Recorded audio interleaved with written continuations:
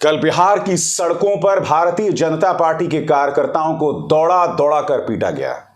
सांसद महोदय कहते गए कि मुझे छोड़ दो, मैं तो सांसद हूं। सांसद महोदय को भी नहीं बख्शा गया, दौड़ा दौड़ा कर पीटा गया। और जब ये तस्वीरें आई सामने दोस्तों, तो भारतीय जनता विरोधी जो खेमा था पूरे देश में, वो इस पर जश्न मना रहा था। आज मैं आपके सामने एक सवाल पूछना चाहता हूं दोस्तों। आपको याद है जब शाहीन बाग में या जामिया में छात्र जो हैं वो प्रदर्शन कर रहे थे, आपको याद है पुलिस किस तरह से यूनिवर्सिटी में घुस जाती है, सीसीटीवी तोड़ती है? आपको याद है पुलिस की वो कार्रवाई जिस पर भारतीय जनता पार्टी के समर्थक और बीजेपी नेता तालियां बजा रहे थे? आपको याद है हमारे किसान जो शांतिपूर्ण सत्याग्रही आंदोलन कर रहे थे, जब उन पर पुलिस जो है लाठियां भांज रही थी, तब एक पूरा तबका उस पर तालियां बजा रहा था। यह तस्वीर है 23 मार्च 2021 की। आरजेडी समर्थक खेमा यह कह रहा है कि देखिए, हमारी एक विधायक के कपड़े फाड़े गए थे, तब भारतीय जनता पार्टी समर्थक खेमे ने इस पे भी तालियां बजाई थी। मैं आपको ढेरों मिसाल दे सकता हूं। हमारे देश की आन बान और शान हमारे खिलाड़ी जब जंतर मंतर पर प्रदर्शन कर रहे थे, तब देखिए किस तरह से घसीटा था दिल्ली पुलिस ने। इस तस्वीर पर भी कुछ लोगों ने तालियां बजाई थी। उत्तर प्रदेश में सीएए के खिलाफ आंदोलन हो रहा था। यूपी पुलिस ने करीब 2 दर्जन लोगों को मौत के घाट उतार दिया था। और जानते हैं गोलियां कहां चली थी? सिर पे और छाती पर। क्योंकि अगर आपको गोली भी चलानी है तो आप पैरों पर गोली चलाएंगे, मगर आपने सिर पे और छाती पर गोली चलाई, उस पर भी लोगों ने तालियां बजाई थी। और उस वक्त भी मैंने कहा था, जो लोग पुलिस की ज्यादती पर तालियां बजा रहे हैं, यह ना भूलें कि वक्त का पहिया घूमता है और जो अत्याचारी होता है उस पर भी कभी ना कभी अत्याचार होता है। कल के घटनाक्रम में एक भारतीय जनता पार्टी के नेता की मौत हो गई दोस्तों। अभी उसकी जांच हो रही है कि क्या पुलिस की पिटाई के चलते उनकी मौत हुई है या फिर दिल का दौरा पड़ने से उनकी मौत हुई है। यह जांच का विषय है, उसकी जांच हो रही है। मगर मैं आपसे एक सवाल पूछना चाहता हूं कि जो लोग पुलिस के जुल्म को सेलिब्रेट करते हैं, जश्न मनाते हैं, क्या आज उनके पास नैतिक अधिकार है? बिहार के अंदर जिस तरह से बिहार पुलिस ने भाजपा नेताओं को दौड़ा दौड़ा कर पीटा है, क्या उनके पास नैतिक अधिकार है? जब पुलिस जुल्म करती है हिंसात्मक आंदोलन के खिलाफ, तब हर नागरिक को उसका विरोध करना चाहिए। लोग जंतर मंतर पर प्रदर्शन करना चाहते हैं और प्रदर्शन उन्हें नहीं करने दिया जाता है। आज बीजेपी कह रही है कि जंगल राज लौट आया है बिहार में। बीजेपी राष्ट्रपति शासन की मांग कर रही है। बीजेपी यह तक कह रही है कि हमने तो पहले से नोटिस दे दिया था। मैं आपको ढेरों ऐसी मिसालें बता सकता हूं जहां लोगों ने जंतर मंतर पर प्रदर्शन के नोटिस दिए थे, मगर उनको आखिरी मौके पर हटा दिया गया। भूल गए आप किस तरह से घसीटा गया था हमारे महिला पहलवानों को? बिहार पुलिस ने जो भाजपा नेताओं के साथ किया, मैं उसके खिलाफ हूं। मैं नहीं जानता हूं कि लाठी क्यों भांजी गई, मगर जैसे मैंने कहा, ना भाजपा समर्थकों के पास नैतिक अधिकार रह जाता है इस मुद्दे पर प्रदर्शन करने का, जब आप भाजपा शासित राज्यों में पुलिस के जुल्म पर जश्न मनाते हैं। जब पुलिस मौत के घाट उतार देती है, तब आप जश्न मनाते हैं। बिहार की सियासत गरमा रही है। कल तेजस्वी यादव ने विधानसभा में एक एक मुद्दे का जवाब भी दिया, मगर उससे पहले मैं आपके सामने 2 तस्वीरें दिखाना चाहता हूं। इस तस्वीर में देखिए, पुलिस का यह दावा है कि उन पर लाल मिर्च छिड़की गई। कल्पना कीजिए दोस्तों, अगर ये किसी और राज्य में विपक्ष ने ऐसा किया होता, तो आप अंदाजा लगा सकते हैं प्राइम टाइम में किस तरह के डिबेट्स हो रहे होते। पुलिस पर जानलेवा हमला, आतंकवादियों ने किया हमला लाल मिर्च के इस्तेमाल पर।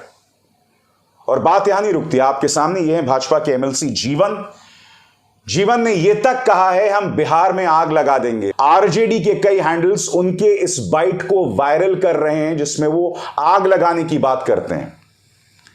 एक छात्र नेता ने जब यह कहा था कि हम असम का संपर्क पूरे देश से अलग कर देंगे, तो उन्हें आतंकवाद की धाराओं में जेल में बंद कर दिया गया था। अब भी बंद है।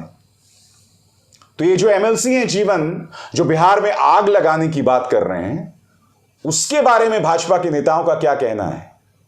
हकीकत यह कि जब आप सत्याग्रही आंदोलन करते हैं तो ना उसमें मिर्ची फेंकने की ही कोई जगह होती है और ना धमकाने भड़काने की कोई जगह होती है। सत्याग्रह के आंदोलन को सही मायनों को सबको समझना होगा, खासकर जो लोग ये कहते हैं कि हम सत्याग्रही आंदोलन कर रहे हैं। इस देश में ढेरों ऐसी मिसाल हैं। किसानों ने इसकी मिसाल दी है, भूल गए आप? और इसीलिए उन्हें जीत मिली, क्योंकि जब भी आंदोलन में हिंसा का इस्तेमाल होगा वो आंदोलन कभी भी सफल नहीं होगा। तो जैसे मैंने कहा कि बिहार की सियासत गर्मा रही है। भारतीय जनता पार्टी के नेताओं ने क्या कहा है कल पिटाई पे कुछ देर बाद, मगर विधानसभा में तेजस्वी यादव खासे उग्र दिखाई दिए। बकौल तेजस्वी यादव, भाजपा का टाइम पूरा हो चुका है और 2024 में उनका जाना तय। सुनिए वो क्या कह रहे हैं। भवानी प्रसाद मिश्रा ने कहा है कि कुछ नहीं होता किसी की भूल का मेरी कि तेरी हो। कुछ नहीं होता किसी के भूल का मेरी कि तेरी हो, ये कमल के फूल केवल भूल है। तो महोदय, देश की जनता समझ रही है कि ये लोग केवल जुमलेबाजी बोलने वाले लोग हैं, देश को तोड़ने वाले लोग हैं, इसलिए सब लोग सजग हैं। अब इनका 2024 में आना मुश्किल ही नहीं है, नामुमकिन है महोदय। ये लोग आने वाले नहीं है। ये लोग कितना भी कुछ भी कर ले, हम लोग सब लोग अब सजग हो गए, एकजुट हो रहे हैं। एकजुट होकर के जनता जो है वो इनको सबक सिखाने का काम करेगा महोदय। खुद पर लगे भ्रष्टाचार के आरोपों पर भी तेजस्वी खासे उग्र दिखाई दिए। उन्होंने कहा कि एक मॉल मेरे नाम पर कर दिया गया था, मगर जैसे ही उस पे बीजेपी लिंक सामने आया, गोदी मीडिया खामोश हो गया। क्या कह रहे हैं तेजस्वी, सुनिए। और आजकल मीडिया के माध्यम से ये किसी को भी ईमानदार बना देते हैं और किसी को भी भ्रष्टाचारी बना देते हैं महोदय। तो उनको हम कहना चाहते हैं, बहुत आसान है यूं ही इल्जाम लगा देना, बहुत आसान है यूं ही इल्जाम लगा देना, मुद्दतें लग जाती हैं कुछ साबित करने में। तो इनका केवल जो है टीआरपी का ड्रामा है, केवल जो है न्यूज मेकिंग है, होना कुछ नहीं। कुछ दिन पहले मेरा मॉल बता रहे थे, अब मॉल गायब हो गया। 17 में 9,000 करोड़ बता रहे थे, 23 में 700 करोड़ बता रहे। अलग अलग एजेंसियों का अलग अलग हिसाब है, पता ही नहीं चल पाता। तो खैर, इस पे हमको चर्चा नहीं करना। ये देश की जनता में ये स्पष्ट आ चुका है ये बात कि ये लोग क्या क्या करते हैं। प्रधानमंत्री नरेंद्र मोदी पर सीधा और करारा हमला बोला उन्होंने ये कहा कि मुझ पर परिवारवाद का तुम आरोप लगा रहे हो, मगर भारतीय जनता पार्टी के नस नस में परिवारवाद भरा हुआ है। सुनिए तेजस्वी क्या कह रहे हैं। अब ये लोग परिवारवाद की बात कर रहे थे, प्रधानमंत्री खुद इल्जाम लगा रहे थे। जब देश के सभी लोगों को माननीय मुख्यमंत्री जी, नीतीश कुमार जी और सब लोग गोलबंद कर रहे हैं, तो ये लोग परिवारवाद का आरोप लगा रहे थे। हम ज्यादा कुछ नहीं, जो फैक्ट है, जो रिकॉर्ड है, वो समक्ष रखना चाहते हैं कि बीजेपी में, एनडीए में कितना परिवारवाद है। जो मोदी जी के साथ कैबिनेट में बैठते हैं, अनुराग ठाकुर पूर्व मुख्यमंत्री प्रेम कुमार धूमल के बेटे हैं महोदय। दूसरे ज्योतिरादित्य सिंधिया माधवराव सिंधिया के बेटे हैं महोदय, कैबिनेट मंत्री। किरण रिजिजू पूर्व विधायक कोटरेम स्पीकर रिंचिन खारू के बेटे हैं महोदय, वो भी कैबिनेट मंत्री है महोदय। एक और कैबिनेट मंत्री पीयूष गोयल है महोदय, वेद प्रकाश गोयल के बेटे हैं महोदय। एक और कैबिनेट मंत्री धर्मेंद्र प्रधान, मंत्री देवेंद्र प्रधान के बेटे हैं महोदय। एक और कैबिनेट मंत्री राजनाथ सिंह जी के बेटे पंकज सिंह, खुद भी विधायक है। केंद्र मंत्री अनुप्रिया पटेल, मंत्री के पति भी विधायक है महोदय। आपके मिनिस्टर राव इंद्रजीत सिंह पूर्व मुख्यमंत्री राव वीरेंद्र सिंह के बेटे हैं। भारतीय प्रवीण पवार पूर्व विधायक अर्जुन पवार की पत्नी है। आपके कैबिनेट मंत्री नारायण राणे के बेटे नीतीश राणे जो है वो विधायक है महोदय। और विधानसभा के बाहर पत्रकारों ने उनसे सवाल पूछा। उन्होंने यही कहा कि समय का पहिया भूलता है, क्या भाजपा भूल गई कि उन्होंने किस तरह से विपक्षी नेताओं पर निशाना साधा था। जाहिर सी बात है दोस्तों, भारतीय जनता पार्टी इस मुद्दे पर खासी उग्र दिखाई दे रही है। उनका यह भी दावा है कि बिहार में जंगल राज लौट आया है। सम्राट चौधरी भाजपा के नेता, उनका क्या कहना है, आइए सुनते हैं। महोदय से हम लोग आग्रह किए हैं, समय मांगे हैं, विजय जी वार्ता उनसे किए हैं।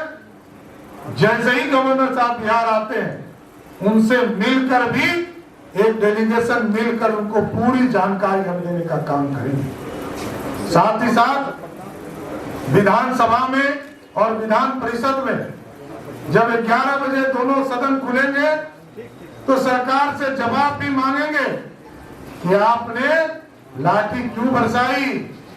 ये जानना चाहती है भारतीय जनता पार्टी।